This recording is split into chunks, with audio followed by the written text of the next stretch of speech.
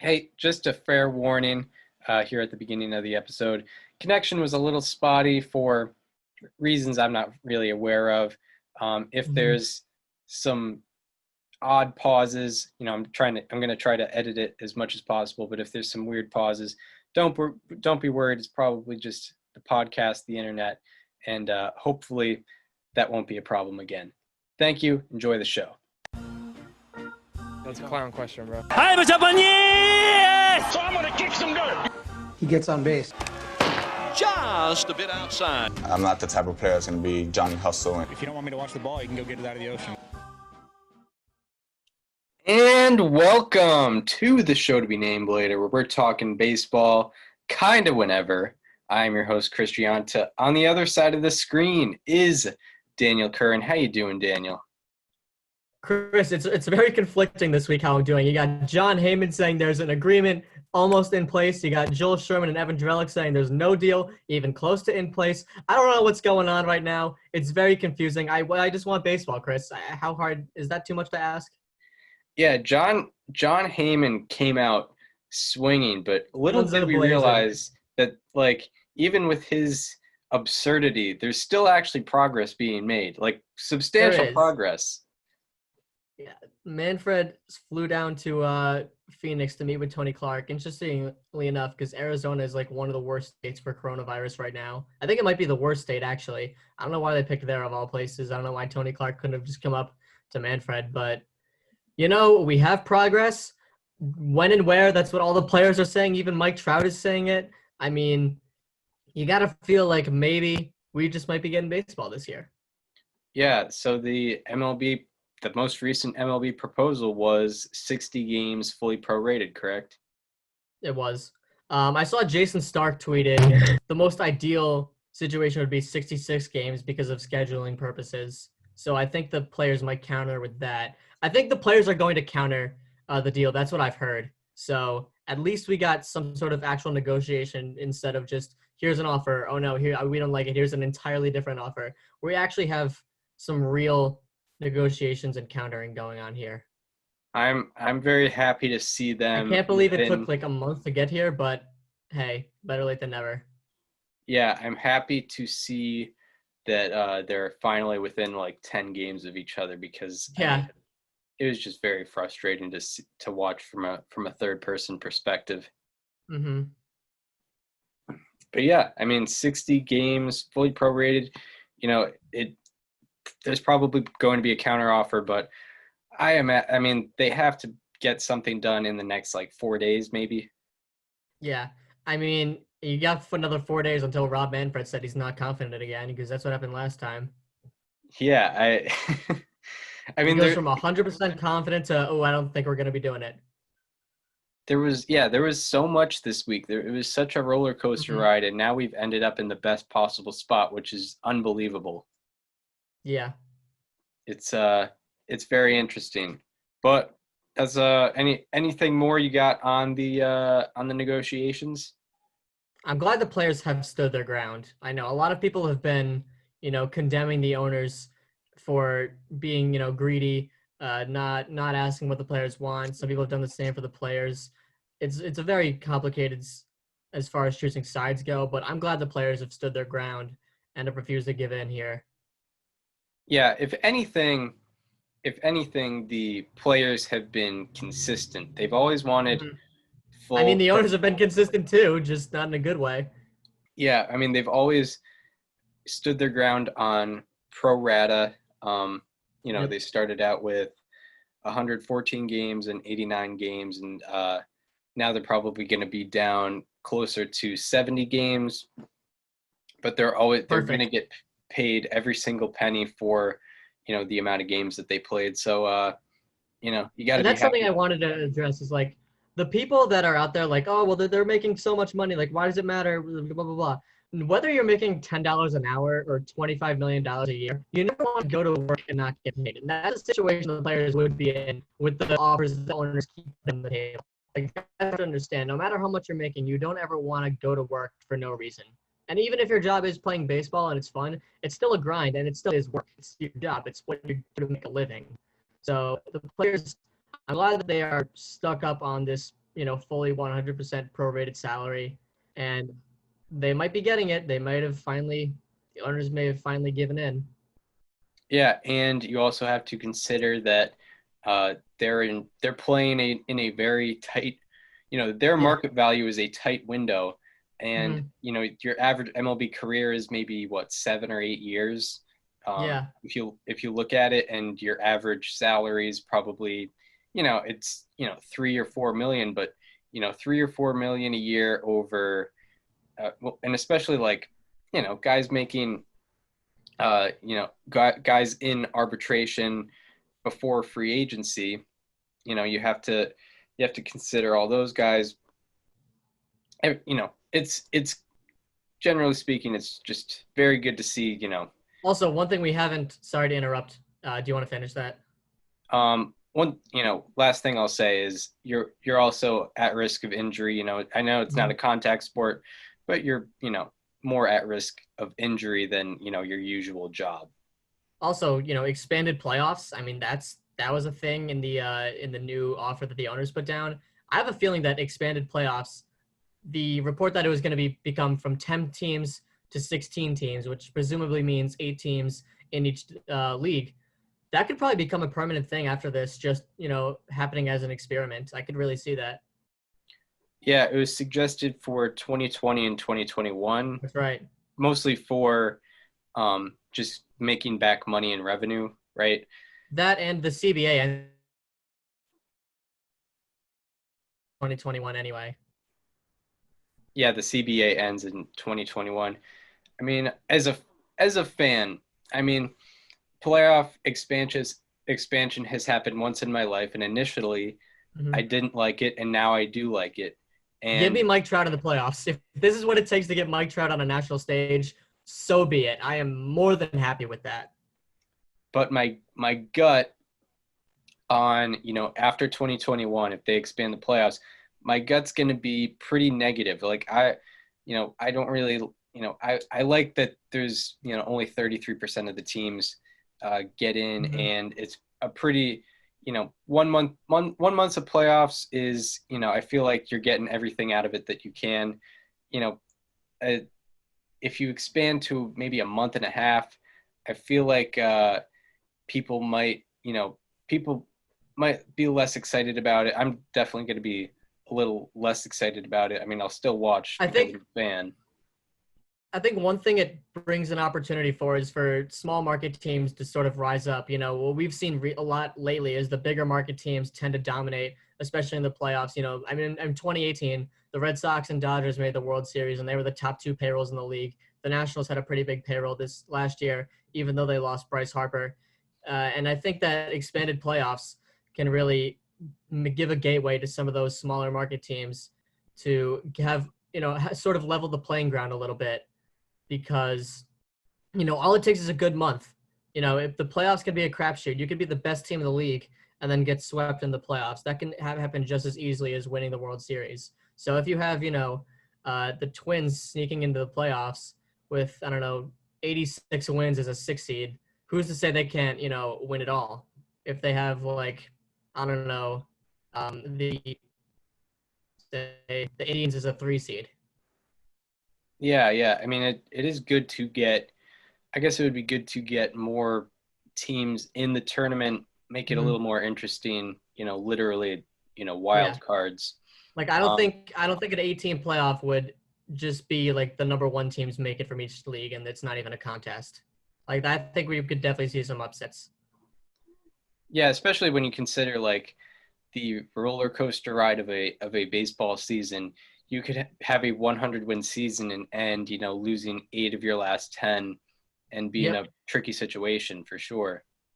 Like the Indians in 2017. That's exactly what I was about to say. A month removed from a 22-game win streak, they lose in the first round.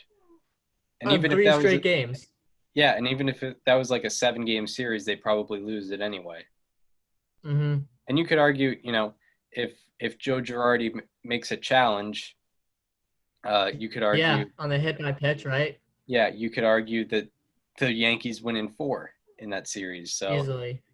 It's always interesting how that can come into effect. I mean, there's in terms of 16-team playoffs, there's NBA and NHL, which are like polar opposites. NBA is definitely more predictable. NHL is just wild. Really, anything can happen. MLB It's the roll of the dice. Yeah, MLB would probably be right in between there. In between, yep. Like, Yeah. I don't think it'd be just a Yankees-Dodgers World Series every single year, but I don't think it'd be like, the Diamondbacks playing against the Rangers. Mm-hmm. Yeah. And I think starting pitcher market value might go up a little bit too. Yeah. I mean, you want to, there's a lot of people complaining about, the openers right now. If you want to bring that, starting pitcher value back up, hey, how about expanded playoffs? More need for starting pitchers. You need to pay them more. That could be an easy solution to that. Yeah. And, you also have to consider, maybe in the future, there might be expansion. So if there's expansion teams, then you probably have to expand the playoffs too. So, it might be inevitable ultimately. It could be. I don't think I'd complain. Yeah. I mean, having maybe 32 MLB teams, maybe 12 playoff teams like the NFL wouldn't be the worst case scenario. So, anything more on the topic? I got nothing else. That's kind of everything I had. All right. So that leads into our history portion of the episode, which is, what you are probably tuning in for, talking about Rickey Henderson today. Rickey Henderson, it's important to talk about a guy like Henderson because of how he was able to dominate in how he was able to be above and beyond in one component of the game while being very good in other components of the game. He was able to steal bases at a crazy rate while being a well above average hitter, which you don't see a lot from base stealers, especially in the live ball era. Yeah, I know. You don't see Malik Smith putting up 120 weighted runs created plus. Yeah, I mean, even a guy like Lou Brock. I think Lou Brock had a 750 something OPS. Yeah. He still a Hall of Famer. Luis Aparicio, same thing. Yep, Luis Aparicio. I mean, Vince Coleman, another guy like that. Yeah. You definitely don't see a lot of Rickey Hendersons, and that's why we're going to be talking about him in the first part of episode 41. And I'll address it at the beginning of the episode this time. If you don't know what we're doing, we're talking because there's no baseball as of now. That might change in about mid-July. There's no real MLB news. It's basically 10 minutes a week of MLB news. So we've decided to pick 30 players and 30 teams to talk about, kind of their marks in baseball history, kind of what they meant to the game. I've picked 30 players. Daniel has picked 30 teams. They're assigned random numbers. We each pick a number, and whatever team those team those numbers land on, that's the player and team we're talking about. And last week's numbers landed on Rickey Henderson and the 2015 Royals, and we're very excited about it. So, yes, Rickey Henderson. Mm-hmm. So Rickey Henderson is a Christmas baby, born on Christmas, 1958. That's right. Isn't it crazy that Jesus Christ was born on the same day as Rickey Henderson? How about that? Yeah. I think there's not the other way around. Yeah, or the other way around. I mean, I think there's some connection there for sure. Yeah. I think that put a little more pep in Rickey's step. I think he might have had a touch, or even Jesus' step. Maybe he knew I'm gonna have the same birthday as Rickey Henderson. Yeah, that's entirely possible. Maybe that's why, according to the Bible, the Creator, God, had him born on Christmas. It's one day there's going to be, baseball. He would have to explain baseball, and then he would have to explain concept of This guy had stealing bases. 1,400 stolen bases. Yeah, this is the guy you want to share your birthday with. He's going to have 50% more career stolen bases than the second best guy. I mean, you're going to be honored to share a birthday with this guy. So he was born on Christmas 1958 in Chicago. His name was Rickey Nelson Henley. He was not Rickey Henderson at the time. And he was named after musician/actor of the time, Rickey Nelson. He was the second of 5 boys. And after his father left the home situation, his mother brought the family, all 5 of those boys, to the state of Arkansas. And when Rickey was 7 years old, they ended up moving to Oakland, California. So this is another California kid we're talking about. Our second Oakland native we're talking about, it's him and Joe Morgan, which ironically enough, they have a lot of similarities. So it's an Oakland thing. Yeah, it's an Oakland thing. Getting walks and getting stolen bases is truly an Oakland thing. So when his mother married Paul Henderson in Rickey's junior year of high school, Rickey adopted the name of Rickey Henderson as you know him now. Not, in an alternate universe, we're talking about Rickey Henley, but that is not the case in this scenario. And Rickey was a star in football and basketball at Oakland Technical High School. And when spring came around, he wasn't necessarily the most excited about the concept of playing baseball in high school. He might have played in Little League or something of that nature. But he wasn't really psyched at the concept of playing baseball. And luckily, I believe it's the Comcast network company in the Bay Area.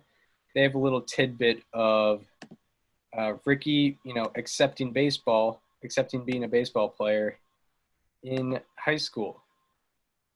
Actually, I've got to share the audio as well. It's a production element. I'll probably cut this out.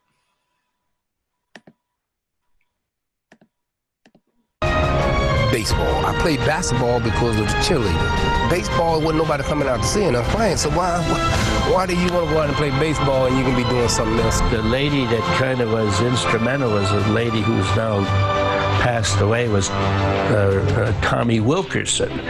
And she was somewhat like a godmother to him. She wanted to see the kids to come and play the game, the sport that she loved so much. So she came to me and asked me to play baseball, and I told her I didn't really want to play baseball. So she said, I'll make a deal for you. She said, I'll give you a quarter for every hit, for every stolen base you get, and for every run you come across the plate. And you can have your lunch money. That sounds like a good deal to me. I don't have to go to work. I'm working as a baseball player. I didn't know exactly, but I heard about it, and I heard her. And she'd advertise, yeah, you'll get a stolen base, I'll give you a quarter, Rickey. So she got me into stealing a base. Because every time I got a hit, I know it was a quarter, but I needed to make about $4.50 to take a young lady for lunch. So I had to go get 4 or 5 hits, steal 3 or 4 bases just to make lunch money. So that's the story of how Rickey Henderson was encapsulated by baseball. Luckily, this wasn't the NCAA. Maybe he would have gotten kicked out. I noticed something in that yearbook. They spelled his name Ricky. They didn't have the second E. Yeah, I mean I feel like that would be a common error, because my mom's name is Tracy with an E, and I mean that mistake is made countless times. The same with my last name. Yeah. It's always going to be interesting with the E. Mm-hmm.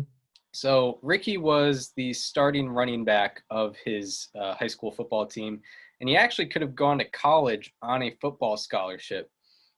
However, he and his mother decided to go with professional baseball Much of the reason being for safety, whether it be for physical safety or, financial safety. Baseball players were probably getting paid more than football players. And also, if you get injured in college, you can't go, you're not going to make much money going pro. So that ends up with Rickey Henderson being selected in the 4th round with the 96th overall pick by the hometown team, the Oakland Athletics. And Oakland scout Jim Gwynn actually wrote a glowing report about him early on in his career. He said, quote, "Henderson is the best looking prospect in the Alameda County League and the Oakland Athletic League. I am impressed with this youngster mainly because of his all-around athletic ability." So that is Rickey Henderson growing up, and now he is in professional baseball. So Rickey Henderson, of course, starts out in the minor leagues, and his first professional season was in 1976. He played 46 games in low A, stole 29 bases, but posted a .463 on-base percentage with a .985 OPS. He was tearing it up from the beginning. And now we're on to 77, his first full season. He steals 95 bases in 134 games and had a .466 OBP with a .934 OPS and A-ball. So he is just wrecking the competition. I mean, he is doing exactly what, the Rickey Henderson we all know and love does since the beginning. And then in 1978, he's still in the minors. He steals 81 bases in 133 games with a .417 OBP in Double-A. And then in 1979, what ends up being his last full season in the minors, he steals 44 bases in 71 games with a .430 on-base percentage, an .878 OPS. And on June 24th, 1979, he gets called up and makes his debut for the Oakland A's. And with the A's, he played 89 games in his rookie year, stole 33 bags while posting a .675 OPS. So, not the greatest all-around hitter, but he can still steal a lot of bases. And that's all you need from a rookie at that time. And his 33 stolen bases actually ranked 7th in the AL that season. That moves on to the 1980 season, where the Oakland Athletics actually hired Billy Martin as the manager, and Billy Ball became very famous in the Bay Area. Pretty much small ball, get on base, steal bases, move the line. Pretty much the epitome of 1980s baseball. I know we got a couple friends that love them some 1980s baseball, and I understand it. Very, very fun and exciting game in the 1980s. So in 1980, Rickey Henderson finished 3rd in the American League in on-base percentage with a .420 on-base percentage. He was 9th in OPS plus with 135. It's important to note the OPS plus and the weighted runs created plus rather than just like OPS, because Rickey was playing in the Bay Area, also playing in a bigger park, so it was harder to hit there. Mm-hmm. So the park-adjusted statistics probably paint the more accurate story of how Rickey Henderson was doing. So he was 9th in OPS plus. He was 10th in weighted runs created plus with 136. And as a man in his second season, he was 2nd in walks, and he wasn't even a home run hitter. So his eye was absolutely crazy. His 117 walks are 5th all-time among players in their first 2 seasons, and most all-time since 1981 among players with 25 or less home runs. And, Rickey had about, I think he had 10 home runs that season. And, for everyone with less than 25 with less than 25 home runs, his walks ranked the best in someone in their first 2 seasons since 1891. But I was going to say you said 1981 before. The main course of Rickey Henderson's 1980 was stealing a league-leading 100 bases right out of the gate, stealing 100 bases at a 79% success rate. The league average that year was 67%, so he wasn't getting caught at a bad rate. He was stealing 100 bases, and he was doing it at a great rate too, not getting caught too much. And he became the first player in the live ball era to have 100 walks and 100 stolen bases in a single season. And no one in their age 21 season or younger has ever had more than 80 stolen bases. Rickey had 100, and no one had ever had more than 80 in their age 21 season or younger in baseball history. That includes the dead ball era as well. Also, in this 1980 season, it was the first season since Ty Cobb's 1915 with a 370 plus on-base percentage and 70 plus stolen bases. And it was the first season in the live ball era, or first season in the World Series era since 1903 with a 370 plus on-base percentage and 100 plus stolen bases. Also, it remains the only, Rickey Henderson didn't even top this, it remains the only season in the World Series era with a 420 plus on-base percentage and 100 plus stolen bases. He ended up finishing second in the American League in wins above replacement. His 1980 season had the highest WAR in an age 21 season or younger since Rogers Hornsby's 1917 season. It had been 63 years since someone 21 or younger had a better season, and he ended up finishing 10th in the MVP vote in that age 21 season. Spectacular 1980 from Rickey Henderson. I mean, I remember watching that Rogers Hornsby season in 1917. I remember, Chris, I sat next to my radio, and I just thought, man, no one's ever going to top what Rogers Hornsby did this year at the age of 21 with, the highest WAR in a season ever from a 21-year-old or younger. I can't believe Rickey Henderson passed that. Yeah, I remember I was one of the OG MLB extra innings guys. So, oh, wow. I mean, it was pretty expensive back in 1917. It was like it was like 3 nickels a month, and I mean, it was amazing. And his last 2 months, I probably watched every single game. It was incredible to watch, really. I'll never forget. John Heyman tweeted after that season saying, "No one will ever do that again," and he got old takes exposed when Rickey did it on Twitter.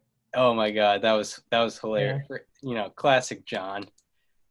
Of course, John Heyman just thinking that no one else could top Rogers Hornsby. Anyway, now we're in 1981, and Rickey Henderson finished 5th in the league in average with a 319, 3rd in the AL in on-base percentage with a 408, 6th in OPS plus with a 151, and also 6th in weighted runs created plus with 152. He led the league in runs scored with 89 and hits with 135, and also stolen bases with 56, of course, in a strike-shortened 81 season. And he finished 4th in defensive WAR among all fielders, 1st among outfielders, and of course that means he won a Gold Glove. And he was tied for 1st in both Fangraphs WAR and Baseball Reference WAR. No matter which site you look at, Rickey Henderson won more games than anybody else. He won a Silver Slugger that year, actually finished 2nd in the MVP vote. He lost on that one. And the A's ended up making the playoffs. And in the AL, wait a minute, hold on. They had an ALDS in 1981? Yeah, it was the strike-shortened year, so they expanded the playoffs. How much does that add to the theme here? Oh, wow. You got me caught off guard for a second. Well, anyway, in the American League Division Series, he goes 2 for 11 with 2 walks and 2 stolen bases in 3 games.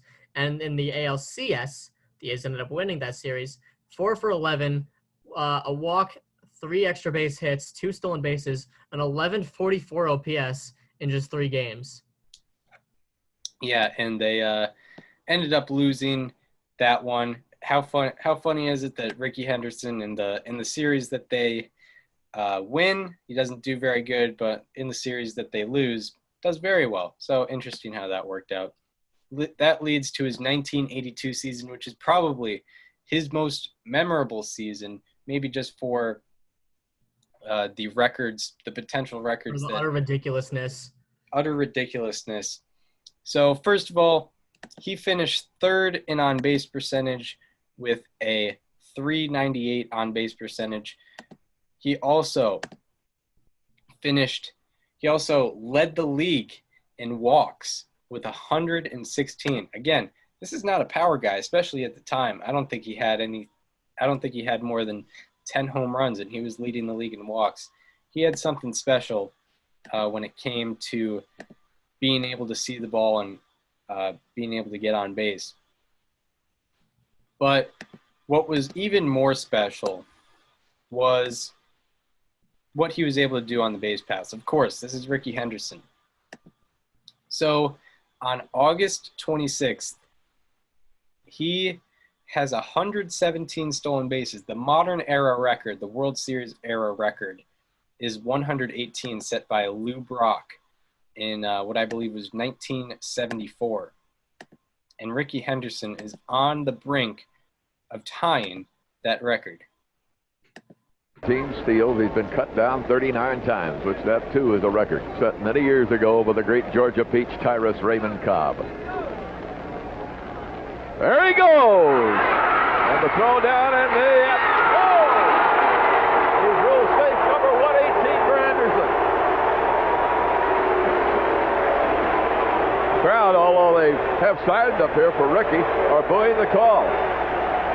They had the clean pickoff. Let's look at it again. Nellie, look at this one real close. Caldwell with a little... I mean, how beautiful that it happened on that play. Yeah, exactly. He gets fully picked off, and he still gets that bag, that 118th bag. So the very next day, August 27th, he is on the brink of breaking that modern era record. I say modern era because someone in 1887 had 138 stolen bases, but who really cares about that? I mean, nobody does. Who really cares about that? I might have wouldn't have done it without him. Henderson takes another step, and there he goes. It's a pitch out. The throw by Simmons. Number 119. He's over the hump. And you know that everybody in the ballpark knows what you're trying to do, and the other team knows exactly what you want to do, and they can't. Shout out to that. I mean, how about the fact that number 118 comes on a pickoff and number 119 comes on a pitch out? Like, they did everything they can to get him, and they still couldn't. Yeah, I mean, he was a game changer. You know, this is the stuff that, you know, we're just scratching the surface with this 1982 season on how he was able to just affect a game and how, you know, what he was able to do on the base path. It's unbelievable. It's absolutely unbelievable. I mean, I don't know if he was the fastest guy, but he was certainly the best base runner, and no one was even close. So he ended up stealing a league-leading 130 bases. That was a modern era record. And he had a 76% success rate, which was 10 percentage points above the league average. The league average was 66%. That's pretty much the league averages for you know, the era that Rickey Henderson played in. It was usually between 65 and 70%, and he was usually above that. He finished third in the AL in Baseball Reference WAR and fifth in the AL in Fangraphs WAR, and finished 10th in the AL MVP vote. Tough crowd. Leading him into 1983. So now in 83, he finishes second in on-base percentage with a .414, seventh in OPS plus with a 139. He was 39 points above the average hitter. And he was also seventh in weighted runs created plus with the exact same score. And he also led the lead in walks with 103. And so wouldn't you know it, he stole a league-leading 108 bases with an 85% success rate in 1983. The league average was 67%. He finishes fourth in Baseball Reference WAR, third in Fangraphs WAR, and of all baseball players that have had the amount of I cut that out. Of all baseball players, he had the most amount of stolen bases before his age 25 season, which was 427. The next closest all time was 341. So now we're on to 1984. He finishes third in on-base percentage with a 399, just almost to the 400 threshold, 7th in OPS plus with a 146, 6th in weighted runs created plus with a 146. And he sets career highs in doubles with 27, home runs with 16, RBI with 58, slugging with a 458, and OPS with an 857. He led the league once again with 66 stolen bases, a 79% success rate. The league average once again was 67. And he finished 9th in Baseball Reference WAR and 10th in Fangraphs WAR. And after the season was over, he was actually traded with Burt Bradley to the Yankees for Tim Bertzas, Jay Howell, Stan Javier, Eric Plunk, and Jose Rijo. And then he signed a 5-year, $8.6 million deal to stay with the Yankees. And that leads into his 1985 season, which was his best season. It would be his best season at the time. He finished 4th in on-base percentage with 419. But, the main sentiment is him setting career highs in runs with 146, hits with 172, doubles with 28, home runs with 24, slugging percentage with 516, OPS with 934, Baseball Reference WAR with 9.9, and Fangraphs WAR with 9.7. He finished 3rd in OPS, finished 2nd in OPS plus with 157, and 2nd in weighted runs created plus with 159. His 146 runs scored, his 146 runs scored were the most in a single season since 1949. It had been 36 years since someone had scored the same amount of runs in a single season as Rickey Henderson did in 1985. And he scored 49% of the time that he reached base. The league average was 30%. And of course, as tradition, he led the league in stolen bases with 80 stolen bases. And he stole those 80 bases at an 89% success rate. His 1985 season is the only season in the live ball era with a 925 plus OPS and 70 plus stolen bases. He led the league in wins above replacement.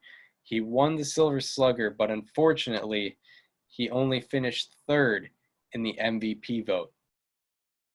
And then in 1986, he has another spectacular year. He sets career highs in doubles with 31 and home runs with 28. He scored a league-leading, once again, 130 runs, and he stole a league-leading 87 stolen bases at an 83% success rate.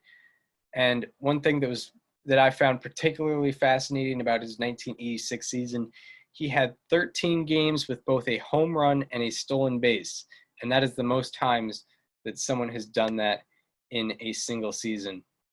He finished 6th in the AL in Baseball Reference WAR and 5th in the AL in Fangraphs WAR. So now we move on to 1987, which was a short season for him. He only played 95 games due to a hamstring injury, and he had a 423 OBP with a 920 OPS in those 95 games, and also had 41 stolen bases. He stole those bases at an 84% success rate, and he was 41 stolen bases. That ranked 5th in the AL despite only playing 95 games. Really impressive stuff in a shortened season from Rickey Henderson. So now we're in 1988. He finishes 5th in OBP with a 394. Stole a league-leading 93 bases at an 88% success rate. 5th in Baseball Reference WAR, 7th in Fangraphs WAR, but only 18th in the MVP vote. He still really can't win over the voters. And his 794 stolen bases before his age 30 season are the most all-time, with Ty Cobb being 2nd with 652. He's got him by about 140, a little more than that, actually. And if he retires before turning 30, which would have been right there, his 794 stolen bases would currently rank 6th all-time. He was just getting started at that point. So now we're in 1989, a 392 OBP, 741 OPS, and 25 stolen bases in just 65 games with the Yankees. With the Yankees being in the middle of the pack and Henderson, his contract being up at the end of the season, he was traded back to Oakland, who were in first place, for Greg Cataret, Eric Plunk, and Luis Polonia. Ironically, Eric Plunk was in the same deal twice with Rickey Henderson. Yeah, exactly. just got traded back and forth. So that leads into Rickey Henderson's second athletics stint, which might have been more impressive than his first athletic stint. So he closes out the season with the A's, plays 85 games with them, and he posts a .425 on base percentage, 863 OPS, 148 OPS plus, and 52 stolen bases in those 85 games. He stole those 52 bases at a 90% success rate. 9 times out of 10, he's going to make it. Yeah, 9 times out of 10, he's going to make it in his A's stint in 1989. Overall, his .411 overall on-base percentage ranked third. He led the league in stolen bases with 77, led the league in runs scored with 113, and also led the league in walks with 126. He also had a career high in defensive wins above replacement and defensive runs above average, and it is the only season in the World Series era with 70-plus stolen bases and 120-plus walks. We're talking about over 115 years of history, only season in that era, in that World Series era, with 70-plus stolen bases and 120-plus walks. He led the league in WAR, in both Baseball Reference WAR and Fangraphs WAR, and he finished 9th in the MVP vote. You know, I get it. There was no defensive metrics back then, but also that closed out the 1980s, and he was the 1980s leader in position player WAR. So he was essentially the player of the 80s. But still couldn't get an MVP. Still couldn't win an MVP in those 1980s, which is very unfortunate. He probably, in modern day, probably win a couple there at least. But that doesn't even scratch the surface on the 1989 season.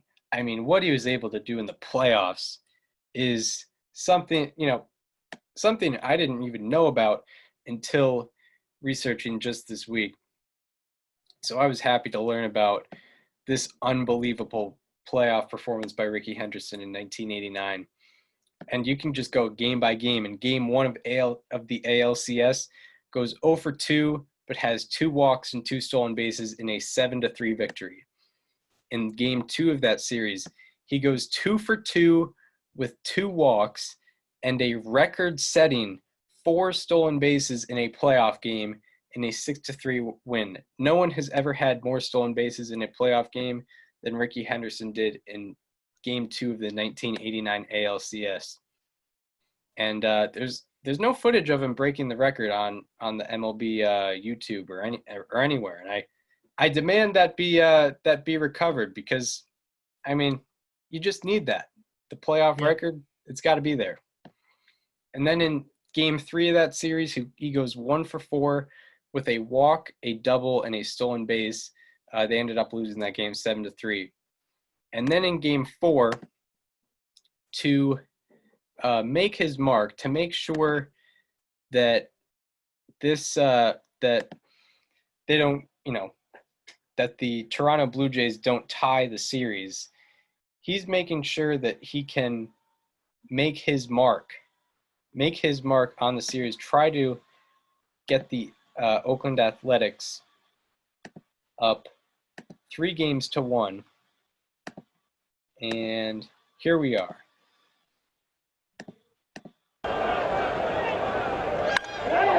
This will get a run home, maybe more. Mosby going back, looking up, out of here, and into the black seats, the hitting background. There aren't many leadoff men who can launch one like that to dead center field.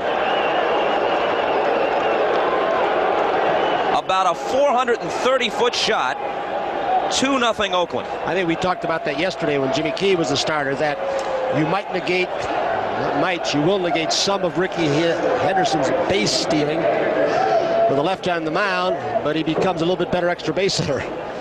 But that far, show you that line. Enough, and himself just slightly out of position a lot. A drive to left. If it's high enough and fair, It's gone. Yeah. It qualified on both counts. Like it landed right on the top of the fence, just inside the screen. A breaking ball, down and in. A blur. Can you imagine how many ways this guy can beat you? Game 1 and 2, great speed, a record, and then he does this today. Jays fans didn't like to see him racing. They like him even less trotting. That was fantastic call by Bob Costas. Yeah. They hate him racing. They love him even less trotting. Can't get over that. So in that ALCS Game 4, he ends up going 2 for 4 with a walk along with those 2 home runs in a 6-5 victory. And in the potential clincher ALCS Game 5, he goes 1 for 3 with a walk, a triple, an RBI, and a stolen base in a 4-3 victory, and they are going to the World Series. In the entire American League Championship Series of 1989, he slashed 400, 609, 1,000, 1609 with 2 home runs, 5 RBI, 7 walks, 8 runs scored, and 8 stolen bases without being caught one single time. And his 8 stolen bases remain the most in a single postseason series, and it only took him 5 games to accomplish that. Of course, he wins the American League Championship Series MVP, goes without saying, and then it leads into the World Series where he does not push the brake pedal, does not pull off the gas pedal. In World Series Game 1, he goes 2 for 5 with an RBI and a 5-0 victory.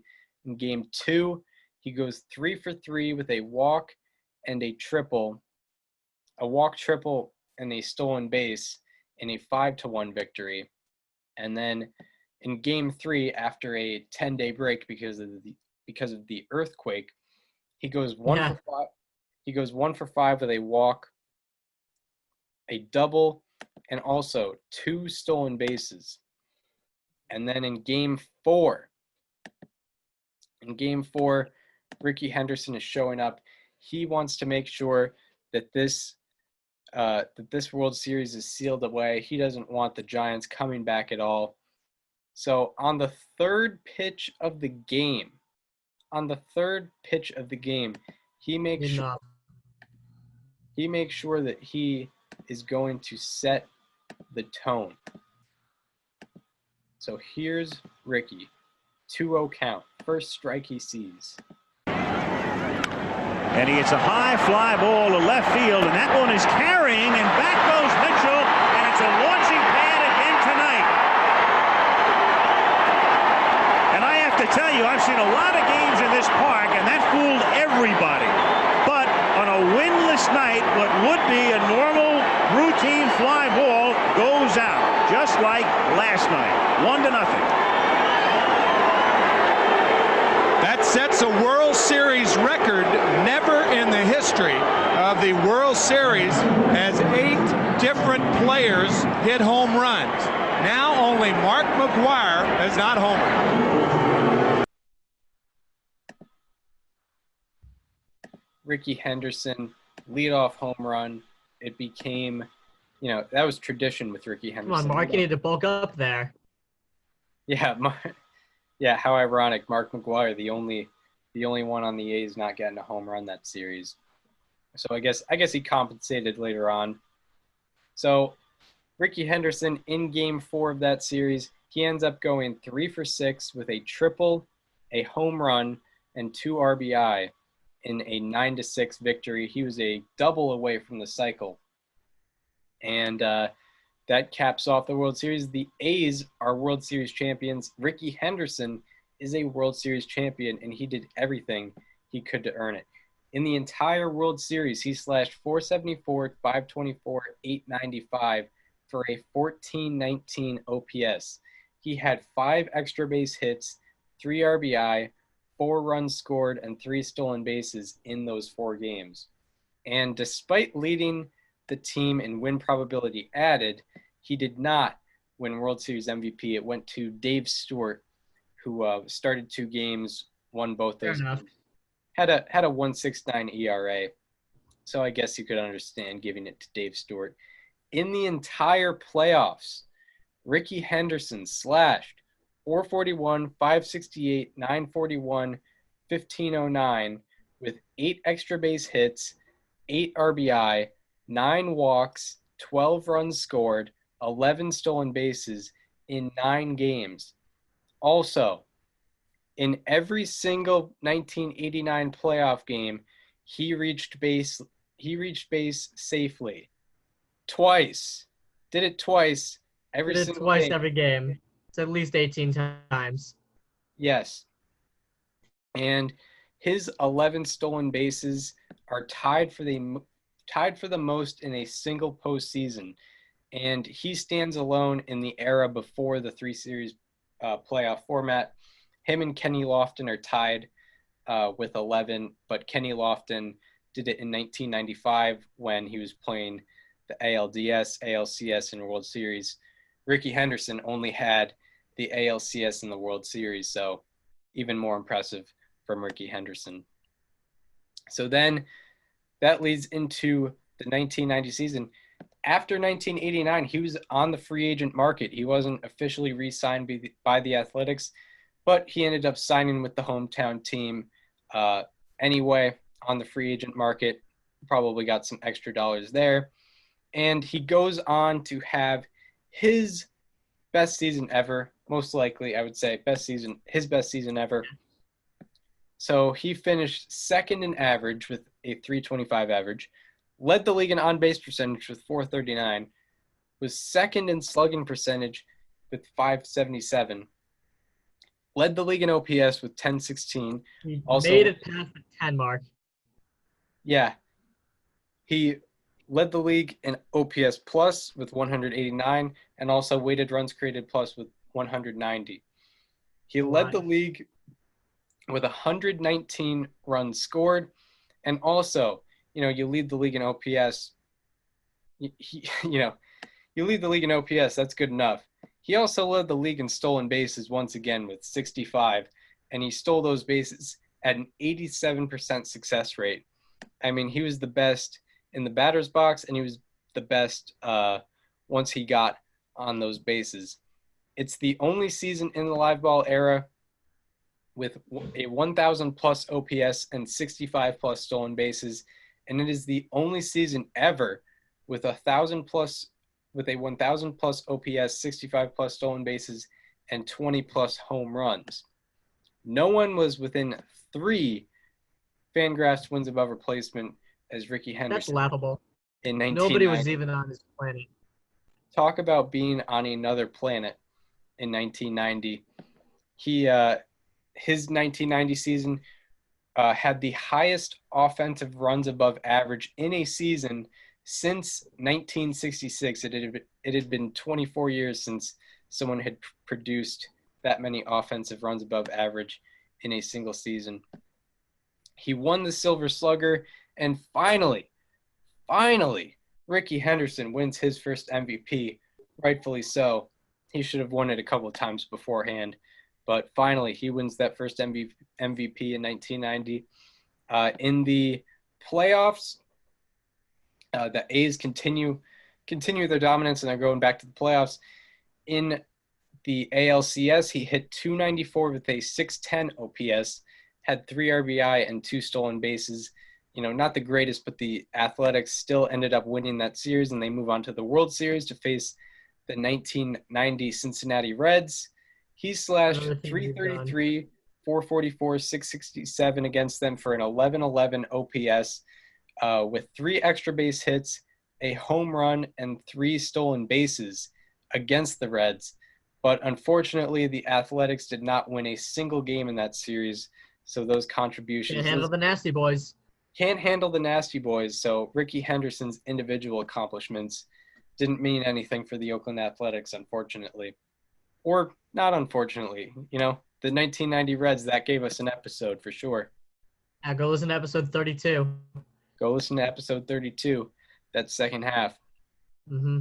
And that caps off a spectacular 11-year stretch from Rickey Henderson. We mentioned he was the player of the 80s, but it would be inappropriate not to include his 1990 season in his run of dominance. From 1980 to 1990, his average season was 294, 407, 448 for an 854 OPS, had a 141 OPS plus, 146 weighted runs created plus, 96 walks, 113 runs scored, 82 stolen bases at an 82% success rate. Also, from 1980 to 1990, minimum 2,500 plate appearances, which is not that much when you're talking about 11 years. His on-base percentage ranked second, his OPS plus ranked 11th, and his weighted runs created plus ranked 7th. To go along with that, he led in walks in this era, led in runs scored in this era, obviously led in stolen bases in this era, and led from 1980 to 1990 in wins above replacement in that 11-year stretch. I mean, spectacular stretch there. So now it's hard to turn the book on a year like that, but time goes on. And in 1991, Rickey Henderson is up for bigger and better things.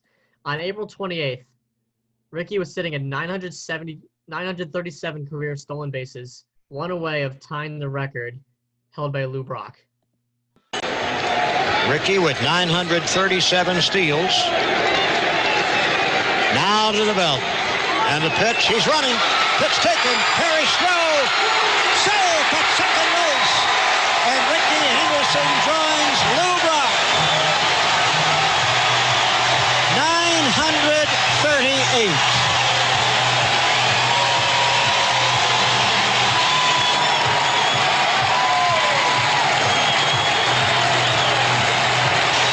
Rickey has removed second base, patted it lovingly, raises both arms to the crowd. Listen.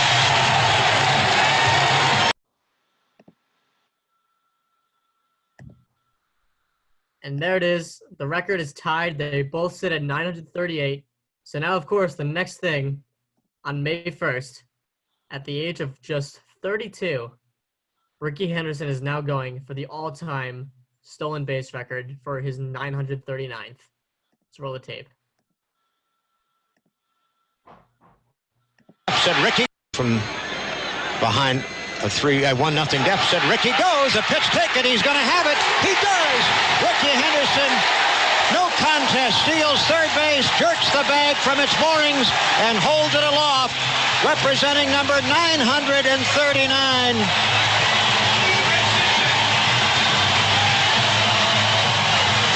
Rickey pounds it with his left fist, hands it to equipment manager Frank Sinchek, who gives him a big hug. There's Ricky's mom.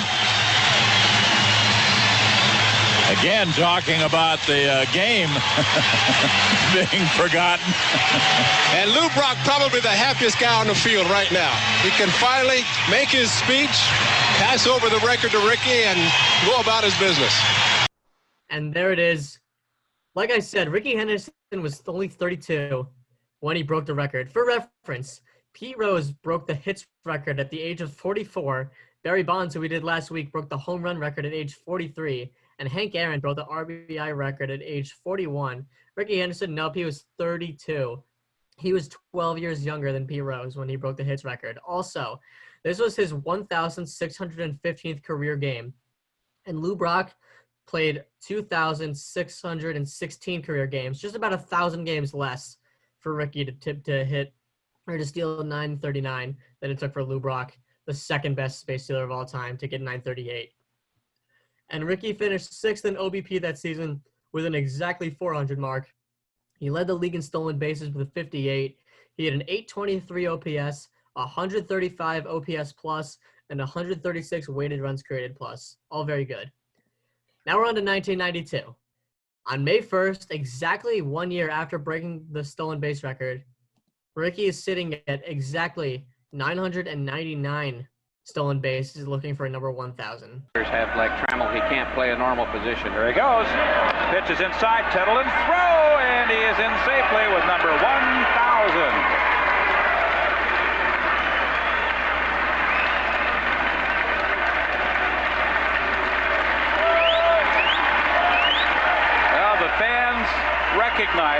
milestone that Rickey Henderson has just reached.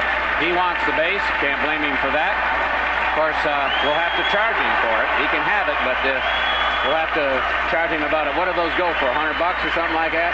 Sorry, Rickey, but fork it up. He can afford it. It was third base that Rickey stole when he broke Brock's record. Got a great jump. It wasn't even a close play. Thought Rickey might wait until the situation was a little bit different, but he took off. It was a good high, fast pitch on the inside part to Tettleton. Tettleton makes a good throw. Rickey just gets a great. I mean, just think about that. Over 1,000 times he did that, and that was not even close to the end. Yeah. It's unbelievable. And he was only 33 years old. Injuries led him to only play 117 games that season, but in those 117 games, he finished second in OBP with a 426, sixth in OPS with an 883, and finished sixth in stolen bases with 48. Minimum 500 plate appearances, 155 OPS plus, and 158 weighted runs created plus, ranked fourth, both of them. And he had a 370 OBP, 631 OPS, and 2 stolen bases in a 6-game ALCS loss to the Blue Jays. So then it goes on to 1993, where, you know, Rickey Henderson, he has broken the MLB record, or the American baseball record, but there's still a guy over in Japan that had more stolen bases than Rickey Henderson, and Rickey Henderson wants to make sure that that is no longer a thing anymore. Mike Aldretti now, and Rickey's running on the first pitch. A throw by Ron Karkovice is not in time. Rickey has stolen the base. 1,066, and Rickey said he was going to present the bag when the steal came to Fukumoto. He has already pulled up the bag from its moorings.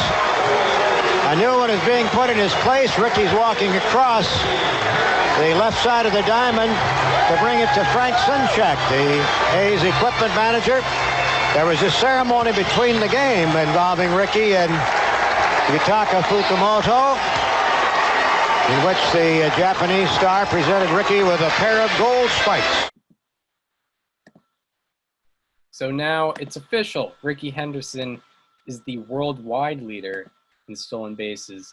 You know, the best base stealer in the history of the world. In the history of the world, in recorded history. I don't know. Maybe there was someone. Maybe if baseball, maybe in another universe, someone. Nah. Yeah, maybe, but No probably way. not. Probably not. I feel like that would be. That just can't happen. No one has more stolen bases than Rickey Henderson in any universe ever. So that leads to July 5th, where he's not on the base paths, but he still does what only one man had done prior in baseball history. They had to make sure that was true. So let's see what he does.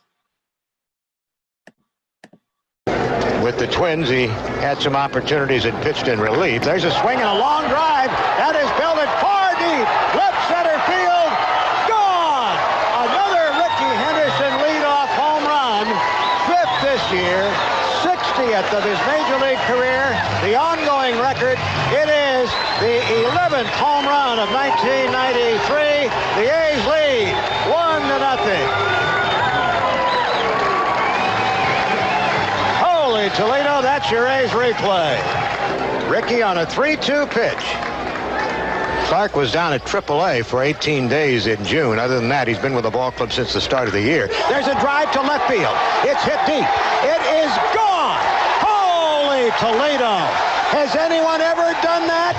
Rickey Henderson has homered to open the A's first inning for the second time in this doubleheader. And the A's lead 1-0.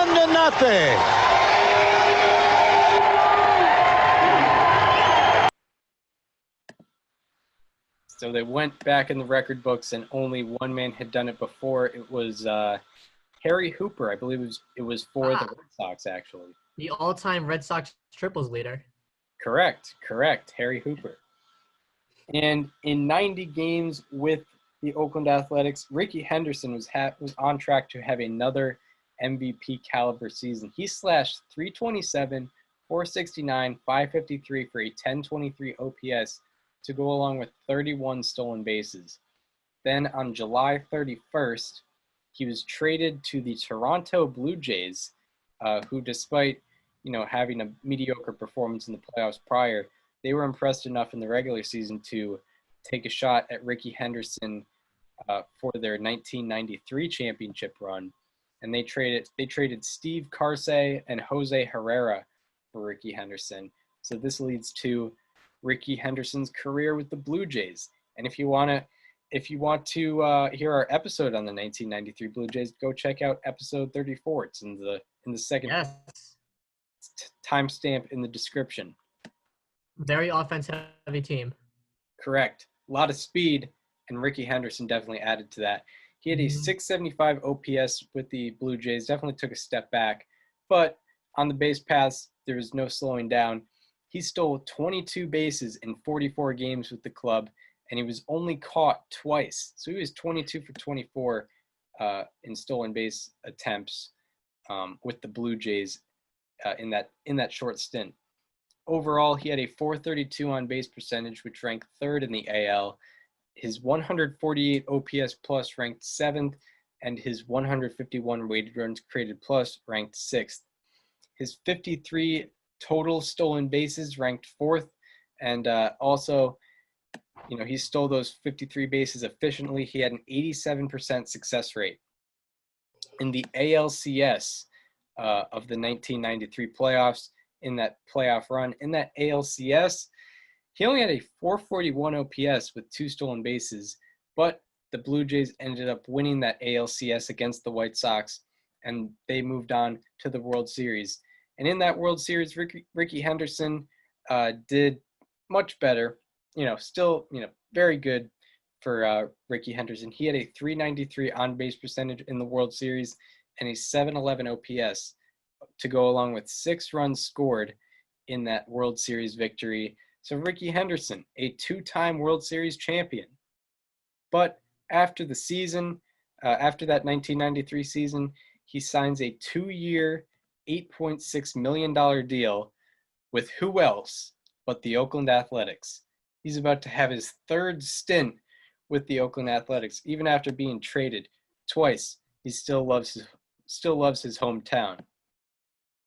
So in 1994, he had a 411 on-base percentage, still getting on base and at an elite rate, and that ranked 8th.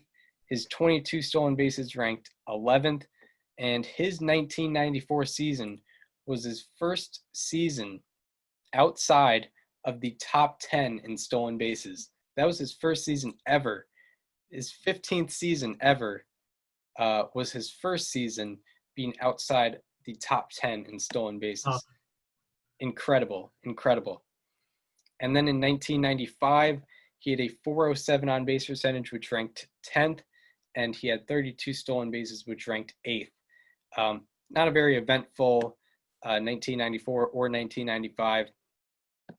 And after that 1995 season, he signed a 2-year, $6.2 million deal with the San Diego Padres. So Rickey Henderson, for the first time in his career, dipping his toe into the National League. And in the National League, in San Diego in 1996, he had a 410 on base percentage, which ranked 5th, 37 stolen bases, which ranked 7th, and 125 walks, which ranked 4th. And it is the only age 33 season or older with 125 plus walks and 30 plus stolen bases. And, that's age 33 season or older. Rickey Henderson was 37. So, he just broke that milestone by a lot there. And the Padres actually ended up making the playoffs. And in the National League Division Series, he went 4 for 12 with a home run and a 10-12 OPS but they only played 3 games and they ended up losing that series. So nothing Henderson could really do there. He did everything he could, but the Padres didn't really do anything in that 1996 NLDS. So now we're on to 1997, and Rickey Henderson has a 422 OBP with 29 stolen bases in 88 games with the Padres, doing pretty well. But he gets traded to the second place California Angels that season. And he didn't exactly have the best tenure there in Anaheim. And the team won the first 2 games with Henderson on the field and then finished 16-25. Tough. And then Henderson put up a 343 OBP, 604 OPS, stole 16 bases in 32 games. So he's still getting his stolen bases in, but all in all, he's really not slugging it all that well. And overall, he had a 400 OBP that season, which ranked 21st in the MLB. 45 stolen bases, was tied for 9th. And then after 97, he signs a 1-year deal with, you guessed it, the Oakland Athletics for stint number 4. Stint number 4 with those Oakland Athletics. Just can't get away from him. Can't get away. Goes back to his hometown for the 4th time. I mean, it's unbelievable. And he has an absolutely incredible season. Incredible season. At age 39, he leads the league with 66 stolen bases. 66 stolen bases. He's a 39-year-old. He has a mortgage. He has bills He's to an pay. AARP. Yeah. He probably has children in their teens, and he's stealing 66 bases. And he has 118 walks.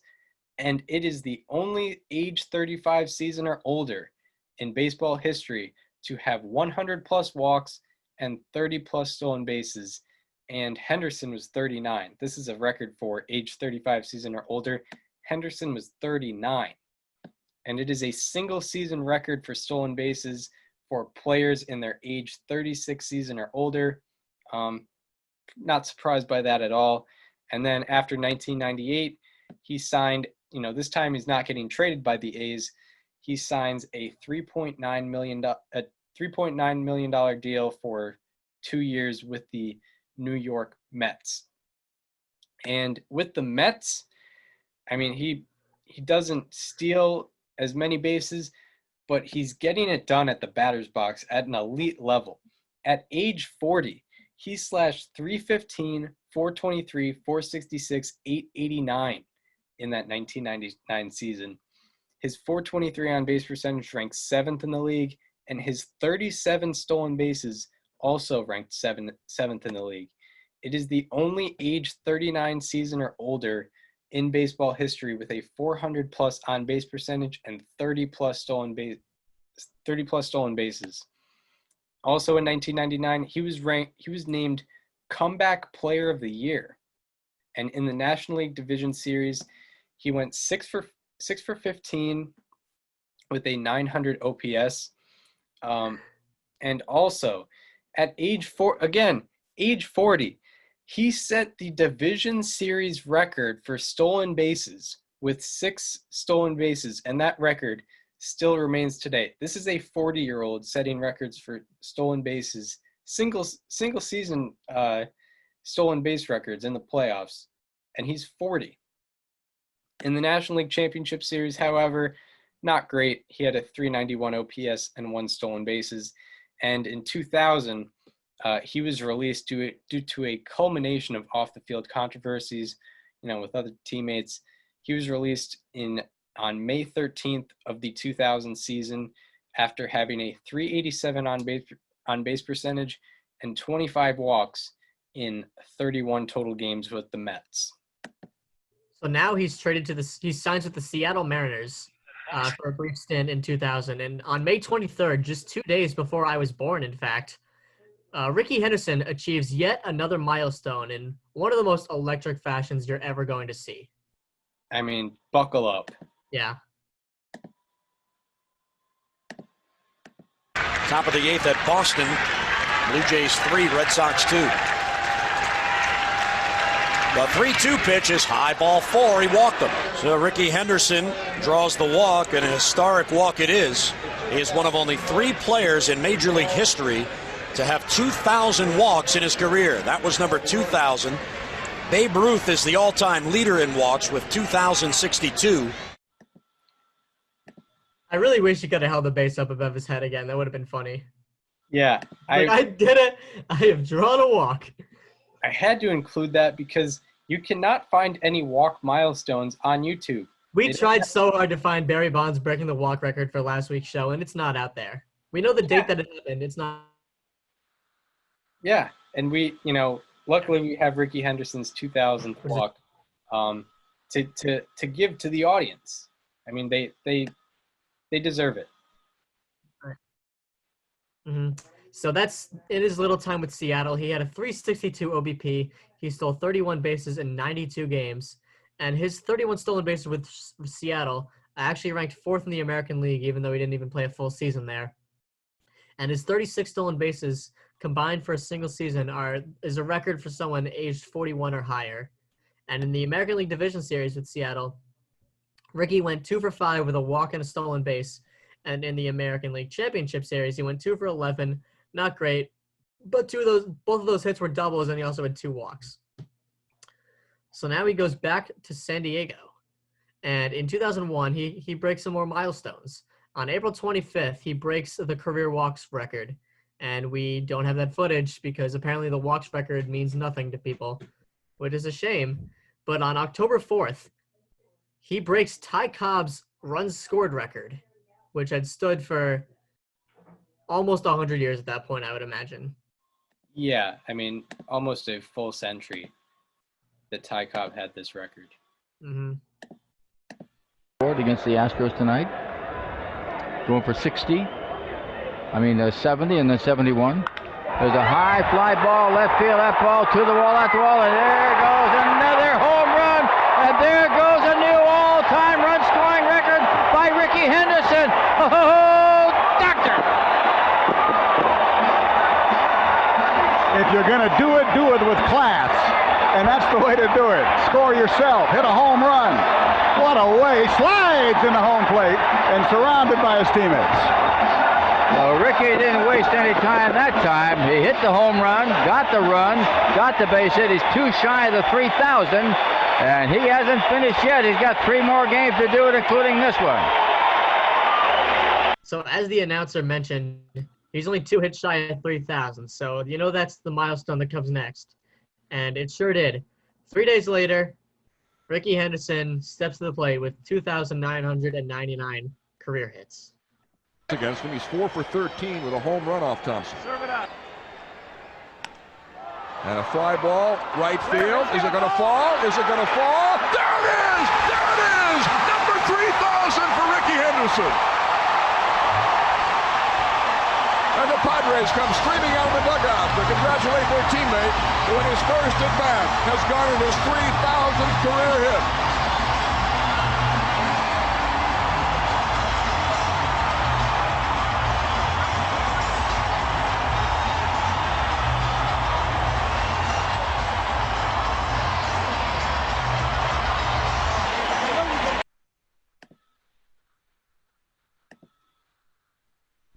So Rickey Henderson becomes the latest member of the 3,000 hit club. And that season, he posts a 366 OBP. He had 25 stolen bases, which ranked 9th in baseball. And his 25 stolen bases are a single season record for someone in their age 42 season or older. So now it leads into an odd portion of his career. I would say Rickey Henderson probably accomplished everything you would want to accomplish. He has 3,000 hits. He has the stolen base record. He's gotten to the point where no one is going to pass the stolen base record. And he also has the runs record now. But he still wants to keep playing baseball at the age of 43. And he signs a minor league deal with the Red Sox, of which he eventually got promoted to the major leagues pretty much immediately. And in 2002 with the Red Sox, he had a 369 on-base percentage in 222 plate appearances and not a lot of stolen bases. Then, in 2003, he was not signed by an MLB team, and he was signed with an independent league team in Newark, New Jersey. In that independent league, it's called the Atlantic League. He posted a 493 on base percentage and a 1084 OPS in 56 games. And that caught the eye of the Los Angeles Dodgers. And the Dodgers signed him on July 14th, 2003. Then he played with the Dodgers for 30 games, had 84 plate appearances with the Dodgers in 2003, and posted a 321 on base percentage. And then he was done with Major League Baseball, but he still wasn't done with baseball. He went back to the independent league. He returned to Newark in 2004 at the age of 45, and he put up a 462 on base percentage, 897 OPS, and stole 37 bases in 91 games. Just to stay in shape. Just to stay in shape in that independent league. Then he went across the country to San Diego to a different independent league, and then in his age 46 season in this independent league, he put up a 456 on base percentage and 859 OPS, and stole 16 bases in 73 games. And that after 2005, he was 46 years old, he decided to finally hang up the cleats and retire completely from professional baseball after that 2005 season. And, after that, he hasn't done too much in the baseball world. He was the first base coach for the Mets in 2007. And in 2009, he was inducted into the Hall of Fame at 94.8%, with 94.8% of the vote. Spectacular. Definitely earned that respect. Why does he earn that respect? We'll get into the all-time ranks of, where he ranks in baseball lore. Rickey Henderson, he's 26th all-time in hits with 3,055. He's 4th all-time in games played, 4th in plate appearances, 4th in times on base, and 2nd in walks. Barry Bonds, of course, broke that walks record in, I believe it was 2003 or 2004. I forget when. And then also, Rickey Henderson is 14th all-time in position player baseball reference WAR and 17th all-time in position player Fangraphs WAR. Also, he's the all-time leader in runs scored and stolen bases. As we just showed you, no one has broken those records since Rickey Henderson. He also had 81 career leadoff home runs. Leadoff home runs to lead off the game for his team. Had 81 of those. Those, of course, are the most all time. He led the league in stolen bases 12 times, which is the most times among all players. And he was top 10 in stolen bases 21 times, which is the most times among all baseball players in history. Now we move on to, those are fun stats, but we'll get even into the more fun stats. This is where we really nerd out. I know we nerd out for the whole episode, but this is where we get really nerdy. Rickey Henderson, he's the only player in baseball history to have 3,000 plus hits and 2,000 plus walks. Of course, only player to do that in baseball history. He had 19 games in his career with 4+ stolen bases. 19 of those games with 4+ stolen bases. And no one else in baseball history has had more than 10 such games. Or no one since 1904. This is when they've recorded game logs. So no one since 1904 has had more than 10 such games. Maybe I don't know.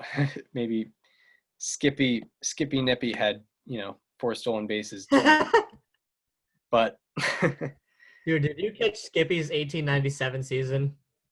It was unbelievable. It was unbelievable. Yeah, I can't believe it. Yeah, I don't know. But since 1904, his amount of games with 4+ stolen bases is the most all time, and no one has had more than 10 of such games. Also, for Rickey Henderson, he's the only player in the World Series era to have 100 walks and 100 stolen bases in a single season. And he had 3 of those seasons. 3 of those seasons. And he was the only player to have one of those seasons in the World Series era. Also, for Rickey Henderson, had 12 seasons with a 120-plus OPS plus and 50-plus stolen bases. That is the most times among all players, and no one else in the live ball era has had more than 6 such seasons, and Rickey had 12 of those seasons with 120-plus OPS plus and 50-plus stolen bases. Also for Rickey Henderson, he had 11 seasons with 95-plus walks and 45-plus stolen bases. Joe Morgan is the only one in the same stratosphere as Rickey Henderson. Joe Morgan had 7 of those seasons, but no other ball player in the live ball era has done it more than once. Rickey Henderson stands alone at 11, and Joe Morgan is the only other one to have multiple of such seasons. Then you also have to consider this statistic. He's the only player with at least 700 stolen bases to have 1,500 walks. And Henderson had 1,406 stolen bases with 2,190 walks. No other player with 700. Double the amount of stolen bases on that. Yeah.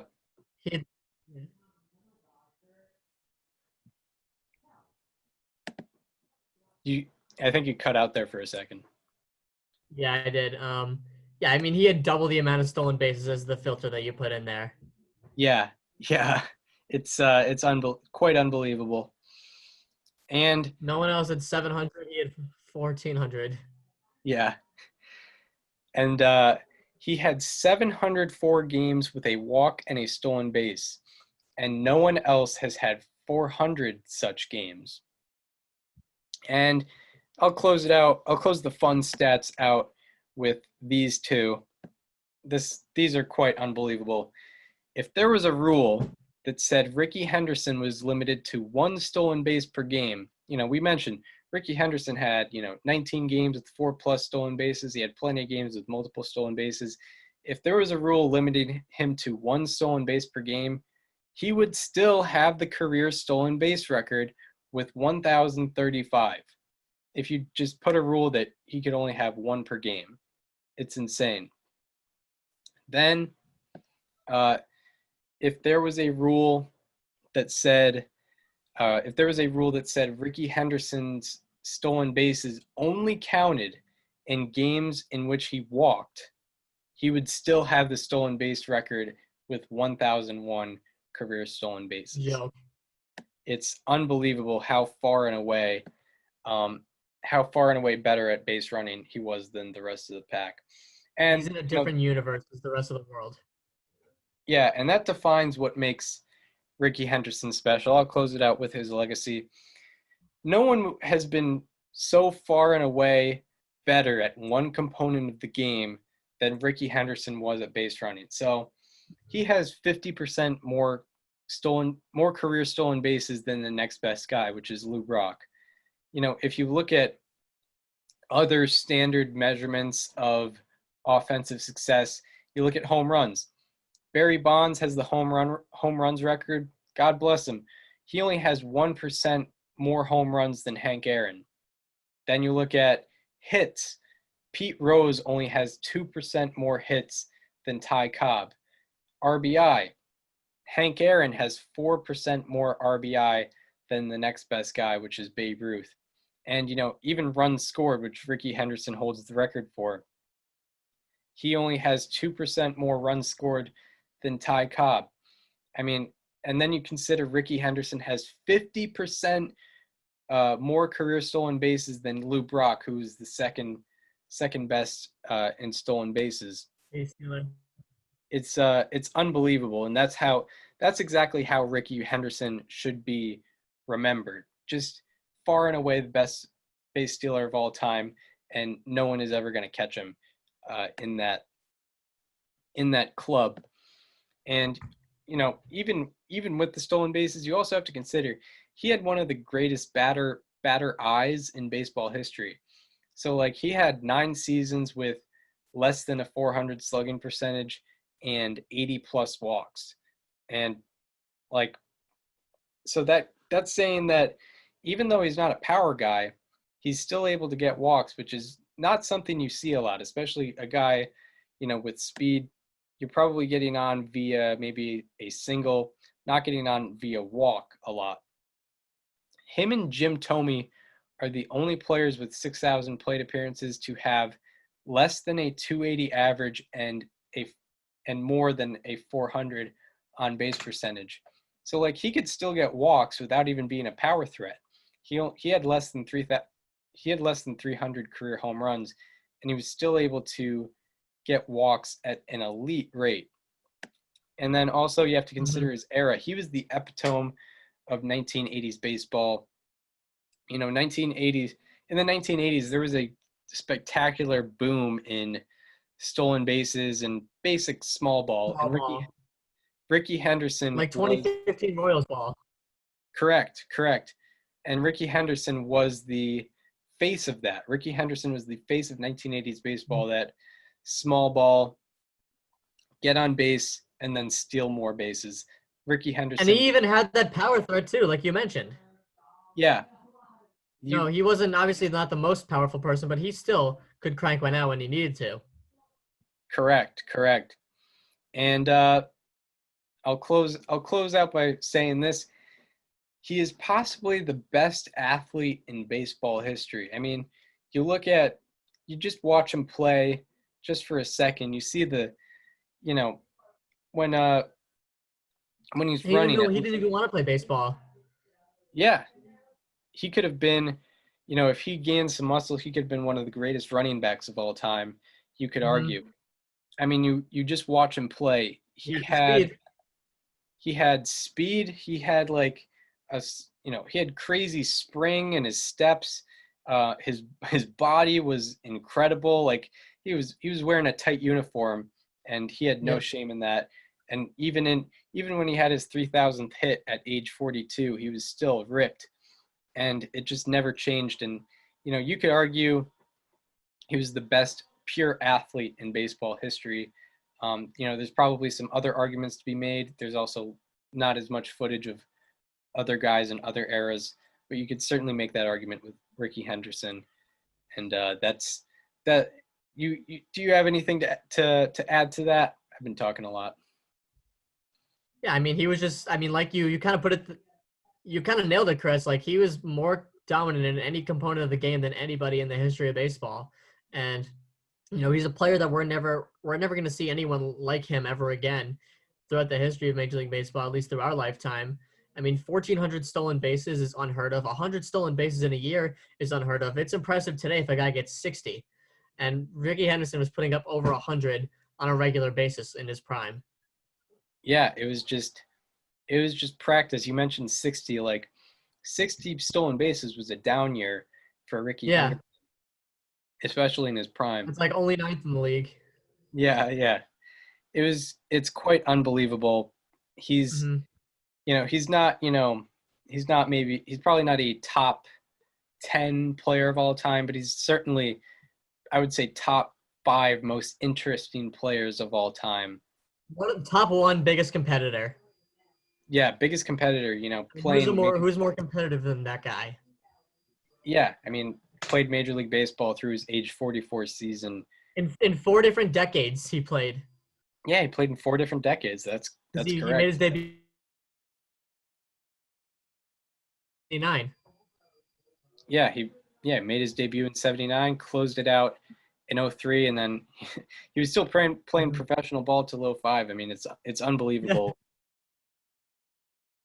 Yeah, it's unbelievable. His love for competing just in general.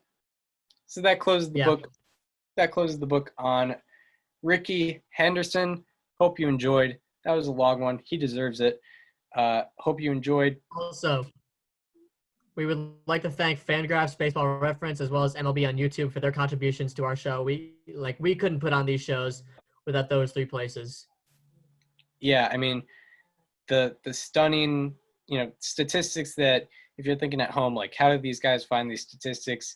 It's all available on Baseball Reference, and I mean now Baseball Reference has a subscription service that you have to pay for. Well, yeah, but we're both paying for it. It's not like they're in some secret society. They're just they're available to the public. So it's that, Fangraphs, and then of course thanks to YouTube, I guess, even though I mean I get they get the benefit as well. But that closes the book on Rickey Henderson. Hope you enjoyed part 1 of episode 41. If you are listening on Apple Podcasts or Spotify and you want to watch if you want to watch the YouTube videos with us, the YouTube channel is called STBNL with Chris Gianta and Daniel Curran. If you want to follow me on social media, I am at Chris_Gianta on Twitter. If you want to follow Daniel on Twitter, it is at Daniel_Curran. And if you're not following the Instagram, go check out our new Instagram at STBNL Podcast. Hopefully we can get a good following there. I think it's a good platform for the show. And yeah, that's it on Rickey Henderson. We look forward to seeing you on Friday, where we are talking about a very exciting team, a very good brand of baseball that they brought, kind of brought 1980s baseball to 2015, keeping the line moving, the 2015 Royals. So see you next Friday.